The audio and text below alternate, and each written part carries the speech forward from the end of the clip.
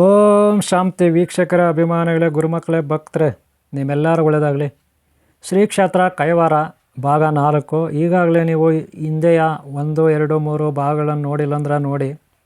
ಈಗ ನಾನು ರಾಶಿವನ ಅಂದರೆ ಏನು ಗೊತ್ತಾ? ನೀವು ನವಗ್ರಹಗಳ ಬಗ್ಗೆ ಕೇಳಿದ್ದೀರಾ, ರಾಶಿಗಳ ಬಗ್ಗೆ ಕೇಳಿದ್ದೀರಾ, ರಾಶಿವನ ಕೇಳಿದ್ದೀರಾ? ಇಲ್ಲಲ್ಲ. ರಾಶಿವನ ಅಂದರೆ ಒಂದೊಂದು ರಾಶಿಗೂ ಒಂದೊಂದು ಮರ ಇರುತ್ತೆ. ಅಲ್ಲೇನು ಮಾಡ್ತಾರೆ, ಒಂದೊಂದು ವಿಗ್ರಹ ಇಟ್ಬಿಟ್ಟು ಆ ವಿಗ್ರಹದ ಹತ್ರ ಒಂದೊಂದು ಮರನ ಅವರು ನೆಟ್ಟಿರ್ತಾರೆ. ಅದನ್ನು ರಾಶಿವನ ಅಂತಾರೆ. ಯಾವ್ಯಾವ ಗ್ರಹಕ್ಕೆ ಯಾವ್ಯಾವ ಮರ ಇಷ್ಟ ಅಂತ ನಾನು ಹಿಂದೆ ವೀಡಿಯೋ ಮಾಡಿ ನಿಮಗೆ ಇದೇ ನಿಮ್ಮ ಯೂಟ್ಯೂಬ್ ಚಾನಲಲ್ಲಿ ಅಪ್ಲೋಡ್ ಮಾಡಿದ್ದೀನಿ.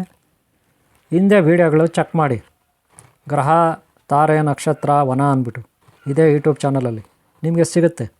ಆದರೆ ಈಗ ರಾಶಿವನದ ಬಗ್ಗೆ ನಾನು ನಿಮಗೆ ತಿಳಿಸ್ಕೊಡ್ತೀನಿ. ಅದೆಲ್ಲಿದೆ ಅಂದರೆ, ನೀವು ಕೈವಾರದಿಂದ ಅಲ್ಲಿ ಕೇಳಿದ್ರೆ ರಾಶಿವನ ಅಥವಾ ಮೃಗಾಲಯ, ಪ್ರಾಣಿಗಳ ಸಂಗ್ರಹಾಲಯ ಅಂದರೆ ತಾತಯ್ಯನವರು ತಪಸ್ಸು ಮಾಡಿದ ಗುಹೆ, ಅಲ್ಲಿ ನಿಮಗೆ ಅರಣ್ಯ ಇಲಾಖೆಯವರ ಒಂದು ವನ ಸಿಗುತ್ತೆ. ನೋಡಿದೆ ಯಾವುದು ವನ, ಏನು ವನ ಇದು? ಅರಣ್ಯ ಇಲಾಖೆಯವರ ಮ್ಯೂಸಿಯಂ ಅಂತಿರಲ್ಲ ನೀವು, ಪ್ರಾಣಿ ಸಂಗ್ರಹಾಲಯ ಅಂತೀವಲ್ಲ, ಅದು ನೋಡಿ ಇದೆಲ್ಲಿದೆ? ಕೈವಾರ ಪಕ್ಕದಲ್ಲೇ ಇರುತ್ತೆ. ನೀವು ಕೇಳಿದ್ರೆ ಹೇಳ್ತಾರೆ ಪ್ರಾಣಿ ಸಂಗ್ರಹಾಲಯ ಎಲ್ಲೇ ಅಂದ್ಬಿಟ್ಟು. ಕೈವಾರದಲ್ಲಿ ನಾವೀಗ ಇಲ್ಲಿದ್ದೀನಿ. ಇದರ ಪಕ್ಕದಲ್ಲೇ ನಿಮಗೆ ತಾತಯ್ಯನವರು ಅಂದರೆ ಯೋಗಿ ನಾರಾಯಣ ತಾತಯ್ಯನವರು ತಪಸ್ಸು ಮಾಡಿದ್ದು ಜಾಗ ಕೂಡ ಇರುತ್ತೆ. ಅಲ್ಲಿ ಆ ಕಡೆ ನೋಡಿ, ಆ ರೋಡ್ ಹೋಗುತ್ತೆ. ಆಮೇಲೆ ನಾನು ತೋರಿಸ್ತೀನಿ ನಿಮಗೆ, ಅಲ್ಲಿ ಕಾಣುತ್ತಲ್ಲ ಅದು, ಆ ಕಡೆ ತೋರಿಸ್ತೀನಿ. ಆಮೇಲೆ ನಾನು ನಿಮಗೆ ಮೊದಲು ಇಲ್ಲಿ ಒಳಗಡೆ ಹೋಗೋಣ, ರಾಶಿವನ ತೋರಿಸ್ತೀನಿ. ಮೊದಲಿಲ್ಲಿ ಜಿಂಕೆಗಳು, ಕರಡಿಗಳು, ಆಮೆಗಳು, ಪ್ರಾಣಿಗಳು, ಸರ್ಪಗಳು ಎಲ್ಲ ಇತ್ತು ಒಳಗಡೆ. ಈಗ ಸದ್ಯಕ್ಕಿಲ್ಲಿ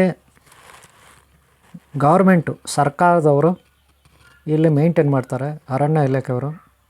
ಮೊದಲು ಏನು ಕೈವಾರ ಕ್ಷೇತ್ರ ಇದೆ, ಆಡಳಿತ ಮಂಡಳಿ, ಸಂಘ ಅಂತೀವಲ್ಲ, ಸಂಸ್ಥೆ, ಅವರು ಟ್ರಸ್ಟ್ನವರು ಇದನ್ನು ಮೇಂಟೈನ್ ಮಾಡ್ತಿದ್ರು.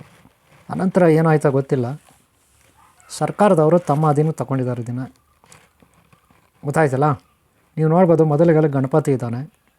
ಗಣಪತಿ ನೀವು ನೋಡ್ಬೋದು, ಬಲಮುರಿ ಗಣಪ ಇದ್ದಾನೆ. ನನಗೆ ಗೊತ್ತಿರಾಗೆ ಬಲಮುರಿ ಗಣಪ. ಗೊತ್ತಾಯ್ತಲ್ಲ? ಇಲ್ಲೆಲ್ಲ ಅಲ್ಲೆಲ್ಲೊಂದೊಂದು ದೇವತಾ ಮೂರ್ತಿಗಳಿರುತ್ತೆ, ನೆನ್ಪಿಟ್ಕೊಳ್ಳಿ. ದೇವತಾ ಮೂರ್ತಿಗಳಿರುತ್ತೆ. ಒಳಗಡೆ ಹೋಗೋಣ ಈಗ. ಇಲ್ಲೇನೀಗ ನೀವು ಜಿಂಕೆಗಳು ಅದು ಇದು ನೋಡೋಕ್ಕೆ ಸಿಗಲ್ಲ. ಇದು ನೋಡಿ, ಇಲ್ಲೊಂದು ವನ ಇದೆ. ಇಲ್ಲಿ ಏನಪ್ಪ ಅಂತ ಅಲ್ಲಿ ಬೋರ್ಡ್ ಇದೆ, ನೋಡ್ಬೋದು, ನೀವು ಓದ್ಬೋದು. ನಾರಾಯಣ ವನ ಅಂದರೆ ಅಮರ ನಾರಾಯಣ ವನ ಅಂದ್ಬಿಟ್ಟು. ಆಮೇಲೆ ನಾನು ತೋರಿಸ್ತೀನಿ. ಇಲ್ಲಿ ಏನಂದರೆ, ಮೊದಲು ಕೆಲವೊಂದು ದೇವರ ವಿಗ್ರಹಗಳನ್ನು ಇಟ್ಟಿರ್ತಾರೆ ಈ ವನದಲ್ಲಿ. ನಾರಾಯಣ ವನ ಗೊತ್ತಾಯ್ತಂದ್ರೆ ನೋಡಿ, ಅಲ್ಲಿ ಬರೆದಿದ್ದಾರೆ, ಗೊತ್ತಾಯ್ತಲ್ಲ?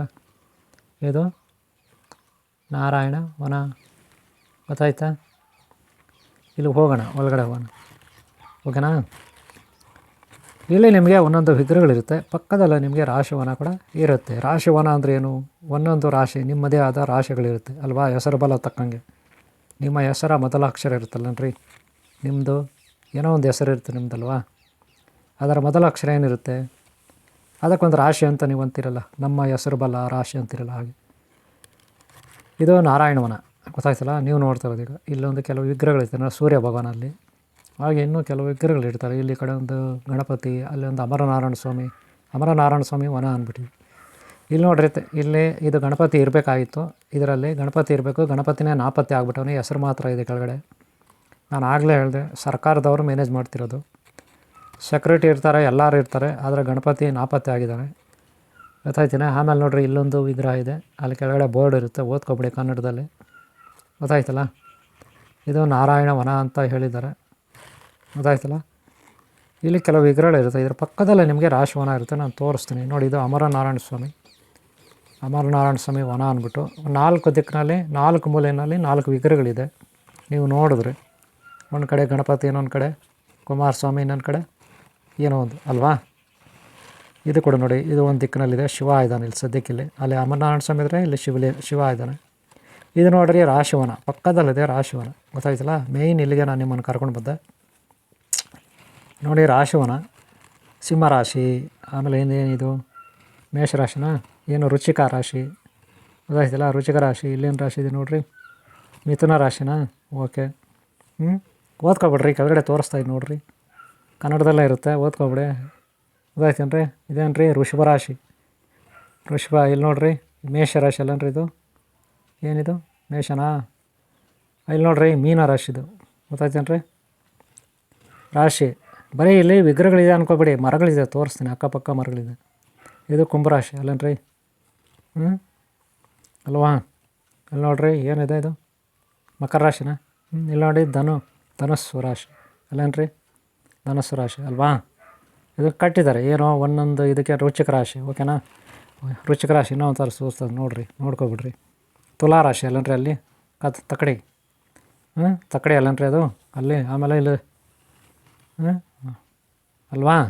ಇಲ್ಲೇ ಪಕ್ಕದಲ್ಲಿ ಒಂದೊಂದು ಮರಗಳಿದೆ ನೋಡಿರಿ, ಕಾಣಿಸ್ತಾ ಇದೆಯಾ? ಒಂದೊಂದು ಮರಗಳು ಒಂದೊಂದು ರಾಶಿಯ ಪ್ರತೀಕ ಆಗಿರುತ್ತೆ ನೋಡಿ. ಅಲ್ಲೆಲ್ಲ ಮರಗಳಿದೆ, ಆ ಮರಗಳೆಲ್ಲ ಒಂದೊಂದು ಇದ್ದಾವೆ. ಆ ಎಲೆಗಳೆಲ್ಲ ನೋಡೋಕೆ ಒಂದೇ ಥರ ಕಾಣಿಸ್ತವೆ, ಒಂದೊಂದು ಬೇರೆ ಬೇರೆ ಥರ ಇರ್ತವೆ. ಗೊತ್ತಾಯ್ತಲ್ಲ? ಇದು ನೋಡಿ ಮರ ಇದೆ, ಈ ಮರ ಬಂದು ಆಪಲ್ ಮರ ಥರ ಇದೆ. ಏನಂತ ಗೊತ್ತಿಲ್ಲ ನನಗೆ, ಆಪಲ್ ಮರ ಥರ ಇದೆ ಸದ್ಯಕ್ಕೆ ನಾನು ಹಿಂದ್ಗಡೆ ಇರೋ ಮರ. ಗೊತ್ತಾಯ್ತಲ್ಲ? ಇದೇನು ಮರ ಅಂತ ಗೊತ್ತಿಲ್ಲ ನನಗೆ. ಇಲ್ಲಿ ಸಾಕಷ್ಟು ಮರಗಳಿದೆ, ಆ ಮರಗಳ ಹೆಸರುಗಳು ಗೊತ್ತಿಲ್ಲ ಸದ್ಯಕ್ಕೆ. ಮರಗಳಿದೆ, ರಾಶಿವನ ಅಂತ ಇದನ್ನು ಕರೀತಾರೆ. ಗೊತ್ತಾಯ್ತಲ್ಲ? ರಾಶಿವನ ಅಂತ ಕರೀತಾರೆ. ಇಲ್ಲಿ ಒಂದೊಂದು ಮರ ಇದೆ, ಯಾವಾಗಾದರೂ ನೀವು ಬಂದರೆ ನೋಡಿ ಇಲ್ಲಿ ಹಾಕಿದ್ದಾರೆ ರಾಶಿ ಏನು ಅಲ್ವಾ? ರಾಶಿ ಪಥ ಕರೆಕ್ಟೇನ್ರಿ? ಪಥ ಅಂದ್ರೆ ಏನು? ದಾರಿ. ಇದೇನೋ ಬಿಲ್ಲು ಮರ ಥರ ಇರುತ್ತೆ ಇಲ್ಲಿ. ಗೊತ್ತಾಯ್ತಾ? ಒಂಥರ ಅದೇ ಥರ ಎಲೆಗಳು. ಗೊತ್ತಾಯ್ತೇನ್ರಿ? ಬಿಲ್ಲು ಮರ ಥರ ಇರ್ತದೆ, ಅದೇ ಥರ ಎಲೆಗಳು. ಇದನ್ನು ರಾಶಿವನ ಅಂತಾರೆ. ನಾನು ಯಾಕೆ ಇದನ್ನು ಪರಿಚಯ ಮಾಡಿಕೊಟ್ಟೆ ನಿಮಗೆ ಅಂದರೆ, ಈಗ ಗ್ರಹಗಳಿಗೆ ಒಂದೊಂದು ಮರ ಇರುತ್ತೆ, ನಿಮ್ಗೆ ಗೊತ್ತಿರೋ ಮರ. ಬನ್ನಿ ಮರ, ಇನ್ನೊಂದು ಮರ, ಆ ಮರ, ಈ ಮರ ಎಲ್ಲ ಇರುತ್ತೆ ಗ್ರಹಗಳಿಗೆ ಅಲ್ವಾ? ಆದರೆ ರಾಶಿಗಳಿಗೂ ಮರಗಳಿರುತ್ತಾ ಅಂತ ನಾನು ಇಲ್ಲೇ ತಿಳ್ಕೊಂಡಿದ್ದು. ನಿಮಗೆ ತೋರಿಸ್ಬೇಕಂತ ತೋರಿಸಿದ್ದೀನಿ. ಇಷ್ಟ ಆದರೆ ಒಂದು ಲೈಕ್ ಮಾಡಿ, ಹಿಂದಿನ ಭಾಗ ನೋಡಿ.